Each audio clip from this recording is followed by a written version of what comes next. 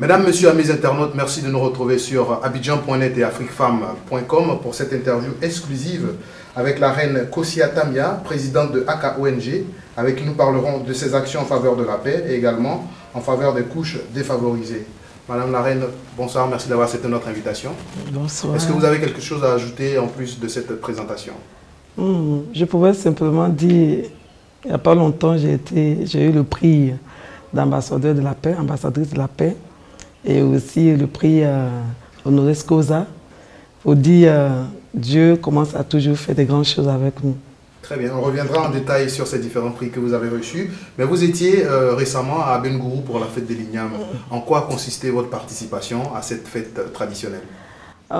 D'abord pour apporter un plus à la fête, et spécialement aider nos parents, parce qu'on est parti remettre des paires de lunettes, parce qu'on a compris que s'il n'y a pas de vue, il n'y a pas de développement. Donc nous, notre participation, c'était d'apporter un plus avec des paires de lunettes pour encourager nos parents. Et donc on suppose que ce don a été fait sous la houlette de l'ONG, AKONG, que vous dirigez. Qu'est-ce qui vous a motivé donc à mettre sur pied cette ONG? D'abord, je suis issu d'une famille royale, mais certes, j'ai grandi un peu dans le milieu défavorisé. J'ai pris conscience, il n'y a pas longtemps même, déjà de la lignée royale que j'appartiens.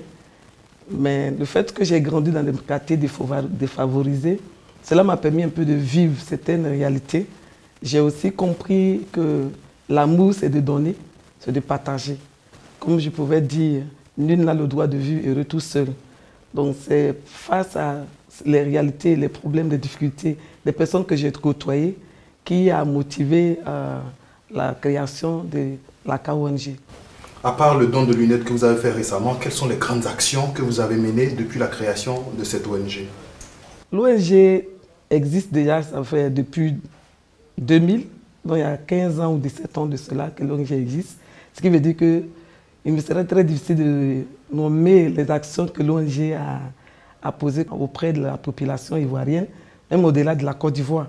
Parce que l'ONG a mené les actions aux Antilles, la France, l'Italie et d'autres pays hors de la Côte d'Ivoire. Donc c'est pour dire qu'il y a eu beaucoup d'actions qui ont été menées, des actions envers les femmes veuves, des actions envers des enfants de la rue, des actions, plusieurs actions. L'ONG va vers des personnes défavorisées. Nous rentrons dans les quartiers défavorisés. Nous touchons des personnes sensibles.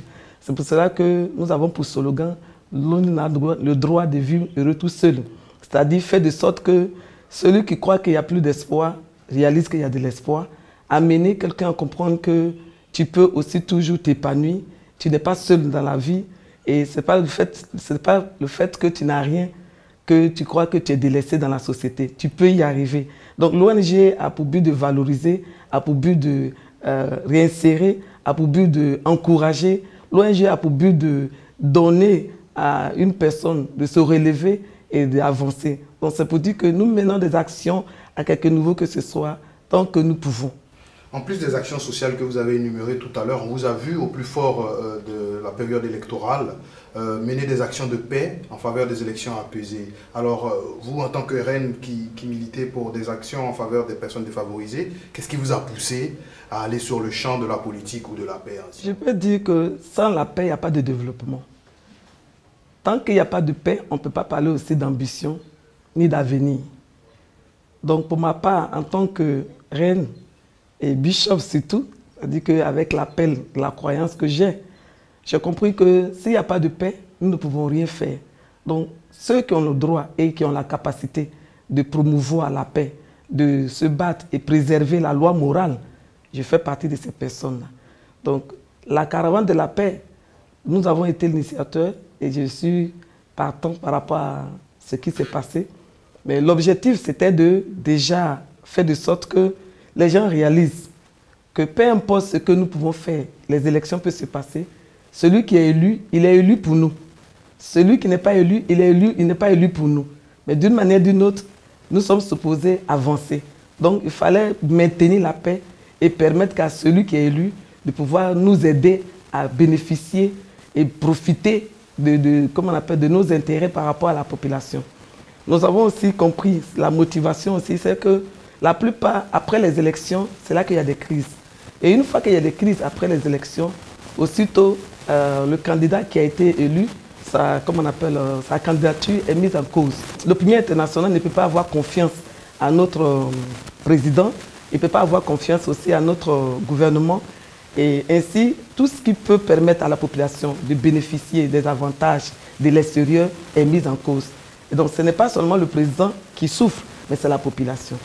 Donc il fallait amener la population à comprendre qu'il faut maintenir la paix et préserver la paix. C'est-à-dire se battre pour la paix et après les élections, préserver la paix. De sorte que nous puissions en jouir et faire de sorte que celui qui est élu puisse se battre pour nos intérêts. On a des personnes de bonne volonté, des personnes qui s'engagent, qui apportent les biens, qui apportent le soutien.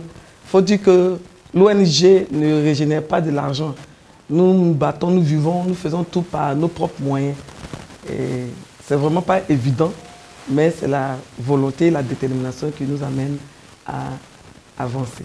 Mesdames, Messieurs, amis internautes, je rappelle que nous sommes en compagnie de la reine Kosia Tamia, présidente de AKONG, avec qui nous parlons de ses actions en faveur des personnes défavorisées et surtout de la paix en Côte d'Ivoire et dans le monde. Alors, la reine, vous avez reçu 2 prix très récemment, le prix d'ambassadeur de la paix et également de docteur honoris causa. Alors, quel sentiment vous anime quand vous recevez ces genres de distinctions?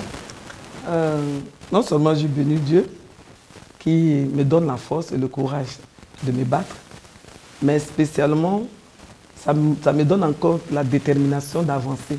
Pour dire que quand une personne est heureuse, une personne se réjouit, une personne peut s'épanouir à partir de nos actions que nous menons, il y a des gens qui suivent ça de près.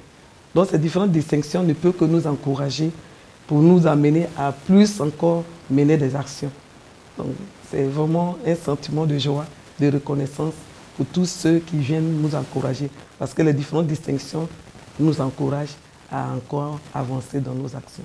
Et pour avancer, vous avez certainement prévu des plans d'action pour cette année 2016. Est-ce que vous pouvez lever un point de voile sur ces activités que vous allez mener au cours de cette année? Cette année, nous voulons valoriser le genre, spécialement les femmes, les chefs, la jeunesse. Donc les différentes actions que nous avons cette année vont s'orienter vers des femmes, les femmes des chefs, les fils des chefs.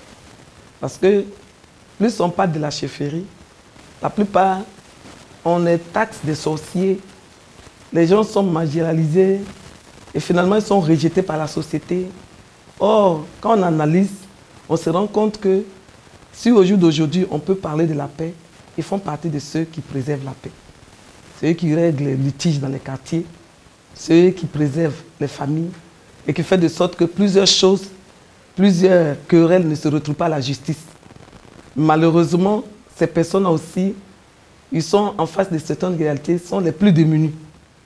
Et finalement, ils ne sont pas considérés. Et lorsque nous avons des soucis, nous voulons que ce soit ces personnes-là qui viennent intervenir.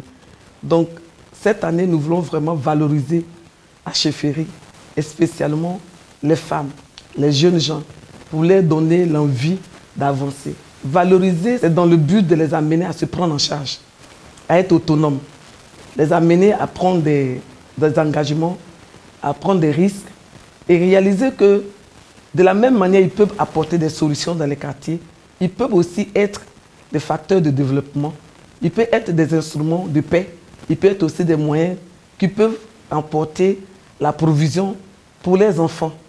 Or, la plupart, ils ne comprennent pas ça. Ils croient qu'il faut attendre pour que l'État puisse venir subvenir à leurs besoins.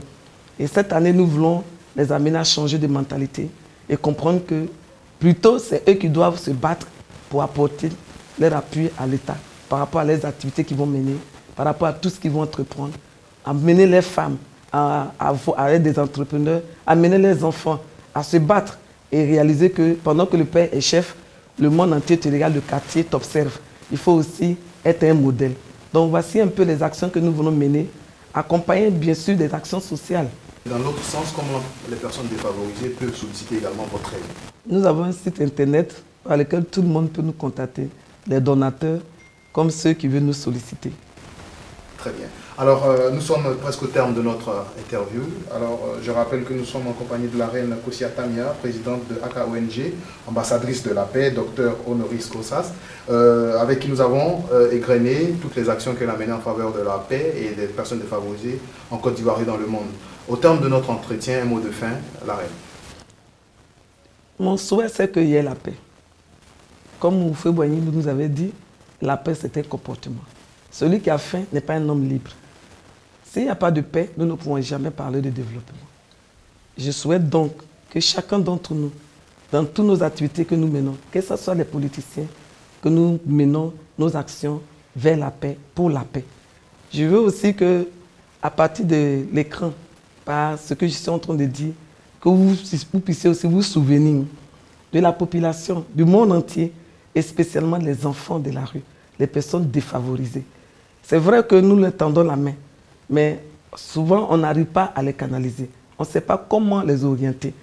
Mais l'ONG veut arriver non seulement à permettre à ces jeunes gens de pouvoir s'insérer, mais aussi permettre à d'autres personnes de se relever et rebâtir. Parce qu'on a vu des gens qui étaient délaissés dans la société et finalement qui étaient des cadres, qui étaient des époux de quelqu'un, qui étaient des enfants, qui étaient des personnes qui pouvaient se démarquer dans la société.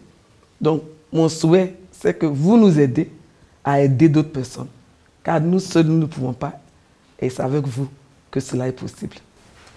Reine Kosia Tamia, nous avons eu beaucoup de plaisir à vous recevoir sur abidjan.net et afriquefemme.com. On souhaite bon vent aux activités de AKONG. Quant à nous, amis internautes, on se retrouve très bientôt pour un nouveau numéro des interviews exclusives.